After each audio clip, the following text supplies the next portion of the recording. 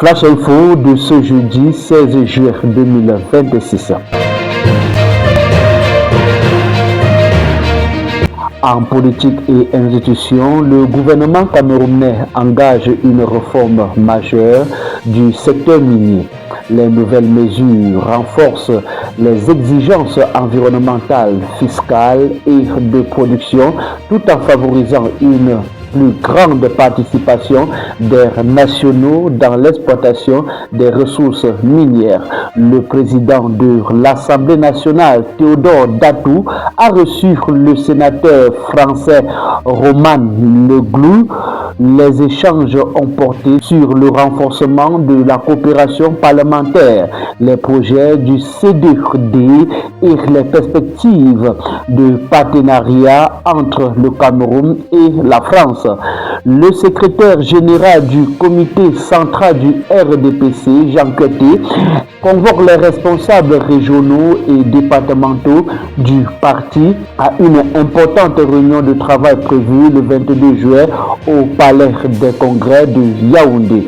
En développement au Forum africain de l'eau à Djamena, le Cameroun a présenté son compact eau, un vaste programme destiné à améliorer durablement l'accès à l'eau potable et à renforcer la sécurité hydrique du pays.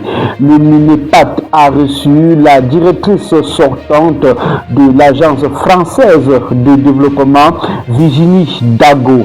Les deux parties ont salué les résultats de la coopération camerouno-française et préparé la transition avec son successeur. Le ministre des Travaux publics a reçu les responsables d'ICM Groupo pour accélérer le démarrage des travaux de la route Ebolova à Pomme 2 Kribi avec accès sur le recrutement de la main-d'œuvre locale en éducation et emploi. La National School of Local Administration, NASLA, a accueilli les élèves de la 3e promotion.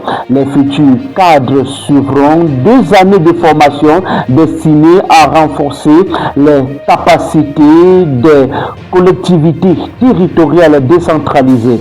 Le MINEFOP lance le recrutement offre jeunes 2026. Au total, 1080 jeunes diplômés seront mobilisés dans les communes pour appuyer les bureaux de l'emploi. Les candidatures sont ouvertes jusqu'au 20 juillet. Le MINSUP rappelle que les diplômes de l'IAI Cameroun demeure légalement reconnu et dénonce les fausses informations circulant sur les réseaux sociaux. En recherche et innovation, le MINRESI invite chercheurs, entreprises et innovateurs à répondre à l'appel à projet de loi consacré à la valorisation de la propriété intellectuelle. Les dossiers sont attendus avant le 20 juillet 2026. En société, le Cameroun, la République centrafricaine et le HCR ont adopté un nouveau mécanisme pour faciliter le retour volontaire, sécurisé et durable des réfugiés centrafricains installés au Cameroun. En culture, le professeur Narcisse Mouel Kombi a présenté son nouveau recueil de poésie Rhapsodie sur l'absence, une œuvre qui rend hommage aux victimes des crises et appelle au renforcement des valeurs citoyennes.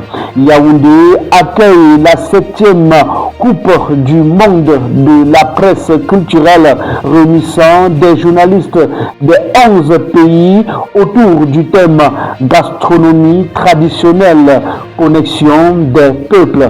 À l'international, le Tchad supprimera les visas d'entrée pour tous les citoyens africains à compter du 1er janvier 2027. Une mesure destinée à renforcer la libre circulation sur le continent. Le président de la Commission de l'Union africaine, Mahamadou Ali Youssouf, est en visite au Burkina Faso pour renforcer la coopération avec les autorités et échanger sur les défis sécuritaires du Sahel. Les armées béninoises et burkinabais ont effectué une patrouille conjointe à leurs frontières afin de renforcer la lutte contre l'insécurité et de sécuriser les échanges transfrontaliers. Et en sport, la Fédération gabonaise de football a nommé le technicien français Sébastien Migné au poste de sélectionneur des Panthères. Il aura pour mission de qualifier le Gabon à la CAN 2027 et au Mondial 2030.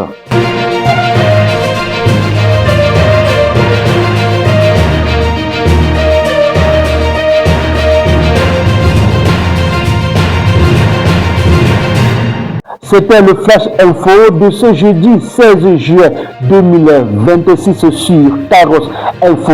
Chaque info compte. Merci de votre fidélité et excellente journée à toutes et à tous.